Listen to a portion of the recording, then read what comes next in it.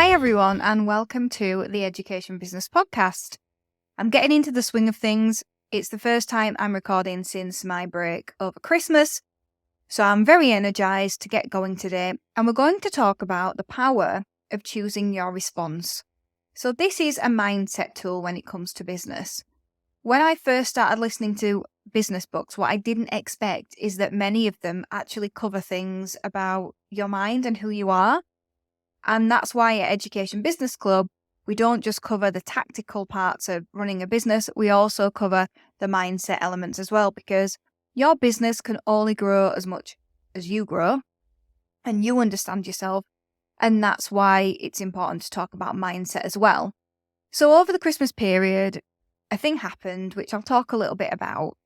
And what happens a lot in my life now is things will happen and I reflect on it and I take learning from that particular thing based on learning I've already had, and also just either learning on that topic a little bit more deeply, or maybe it reminds me not to go there ever again, if that makes sense.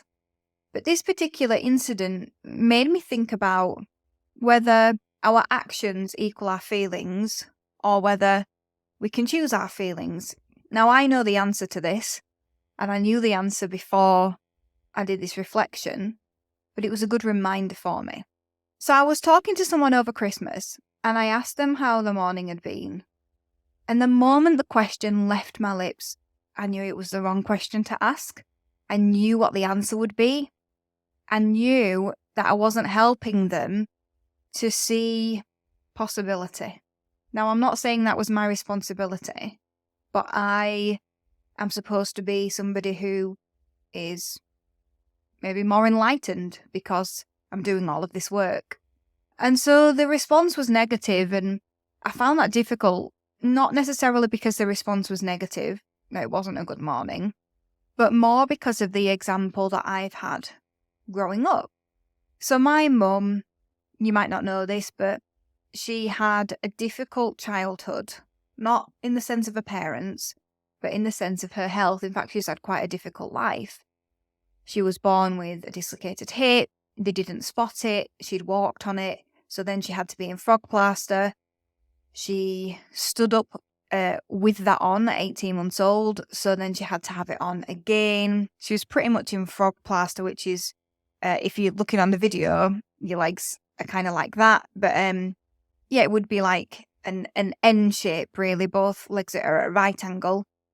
And so, it wasn't a great experience for her. Then she had, I think, another operation at 13. She might have had one at 7, I can't remember. But she's had a lot of operations. And then as an adult, she's had pins taken out. She's had pins put in. She's had 3 replacements now. Lots and lots of different things. But she always has had this attitude, really, of you can choose how we feel about something. And, it gets the best of us all at times. I'm not saying that it's always been perfect in our family. But there has been this understanding that you can choose. You can choose. And, thinking back to her mother, my grom, she brought this mindset into the family for my mum, really, because she was homeless as a 7-year-old and she lived in the park for a year. And that was because at the time she was born of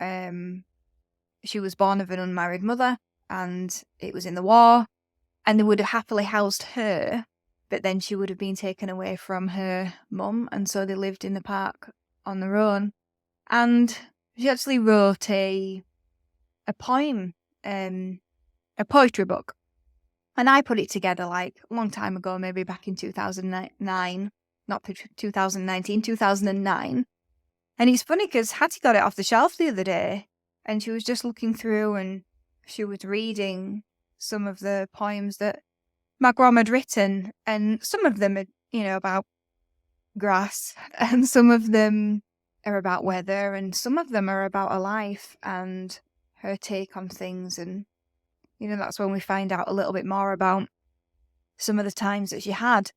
I do know that there was a time when they did have a house, but they drank out of jam jars because that's what they had.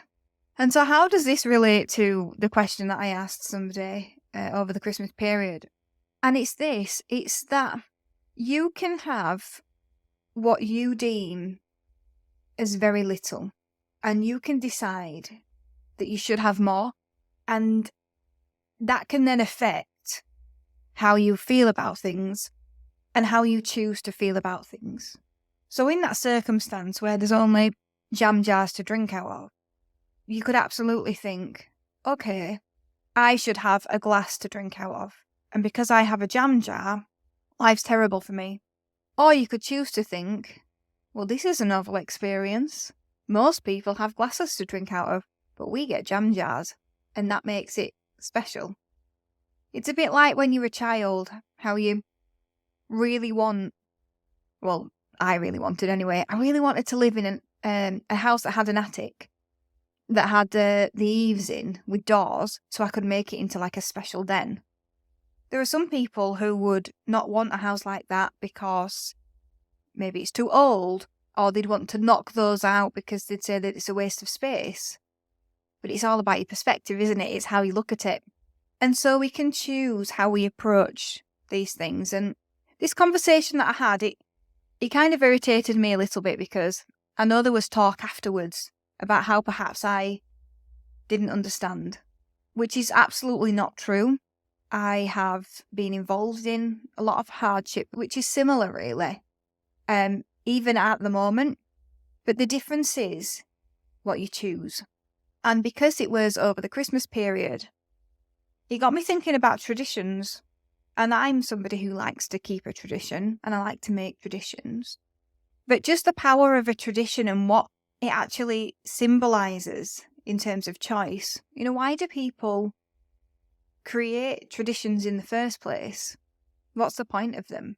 And the reason why it got me thinking about traditions is that traditions are a choice. They're a choice to do something and feel a certain way about it. And it doesn't matter what that tradition is. You don't have to have money to have a tradition. You could decide that on Christmas morning, you're going to have half a glass of orange juice. And you could make that your Christmas tradition. Now, that might seem a really strange thing, but what happens if you don't have any money? What happens if your health has gone and you can't eat solid food anymore? What if you don't see family and there are no traditions that other people might do that seem to make sense to you? You can make a moment special, no matter how able you are, just by doing something like having a special drink on that morning. It doesn't have to be anything extravagant. You can choose to look at a small thing and really take value from it. You can make that valuable. You can make that important. So isn't it funny how just a small interaction like that can make you reflect on so many things? It made me think about my grandparents. It made me think about my mum. It made me think about the life that they led and the lessons that they've taught me. And it also made me think about really getting down to the detail. In some ways, it's kind of like lowering your expectation. If you lower your expectation, you'll be much happier because you will be delighted by what's happening. Lots of people say, people who are not happy, their expectations are too high because you can never meet those expectations. But sometimes events occur, and if we're reflective, we can end up going on a little bit of a journey to remind ourselves of maybe things that we've forgotten. That was helpful to me, just to be reminded of choice and how we can choose how we respond to people, how we can choose whether or not we have a good time. We can choose whether or not we have a good time.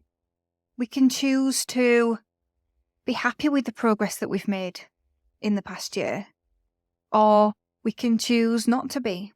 We can choose to feel threatened by competitors. We can choose how we respond to the way that we feel our team members might be reacting to us or speaking to us, because nothing has meaning except for the meaning that we give it. And the reason why I wanted to talk about this today is that, business is such an emotional journey. If you don't believe that, you're not doing it right. It's so emotional because as you grow your business, you expose more of yourself. You have to meet yourself. You have to face yourself. The fears that you had, you've got to work through them. You've got to grow. You can't just stay stagnant and grow a massive business. You just can't do it. Not even a massive one. You can't grow a successful business, one where you're not going to be that person who has a job for life, unless we're willing to grow. So 2 challenges for you from this. 1, what's happened in the past week that's made you think, or should make you think, should make you reflect on how you're being, how other people are being, how you want to be in the future? And the second thing is, what about your expectations? Are you always falling short of your expectations? Could changing that help you feel differently? And can you choose how you feel when you need to react to things, when you need to respond to things? Is there a way to choose to feel differently about events that are happening around you? Because this one little thing is so powerful. It's so powerful. And imagine if you're choosing to feel better, what could that do for your business? How could that help your business grow?